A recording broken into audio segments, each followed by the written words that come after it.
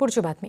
L निनोचा मुकाबला करण्यासाठी कृती दल स्थापन केलेला आहे आणि मुख्यमंत्री देवेंद्र फडणवीस यांनी ही माहिती दिली आहे। संकटग्रस्त शेतकऱ्यांसाठी सढळ हस्ते मदत करू, महायुतीच्या सरकारकडून शेतकऱ्याला ग्वाही दिली गेली आहे।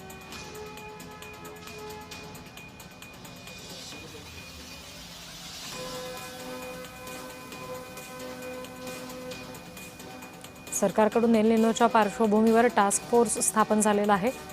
मुख्यमंत्री फडणवीसांनी या संदर्भातली माहिती दिली आहे। एल निनोच्या संकटावर एकजुटीने मात करू असंही फडणवीस म्हणाले। जलसंधारण कामांसाठी मुख्य सचिवांच्या अध्यक्षतेखाली कृती दलाची स्थापना करण्यासंदर्भातली माहिती दिलेली आहे फडणवीसांनी। जिल्हा पातळीवर सुद्धा नियोजनबद्ध जलसंधारण कामाला वेग आलाय। पूरग्रस्तांच्या खात्यावर 20,000 कोटींचा मदत निधी जमा झाल्याची माहिती मुख्यमंत्र्यांनी दिली आहे। जलसंधारण कामांसाठी मुख्य सचिवांच्या अध्यक्षतेखाली कृती दलाची स्थापना झाली आहे असं देवेंद्र फडणवीस म्हणाले।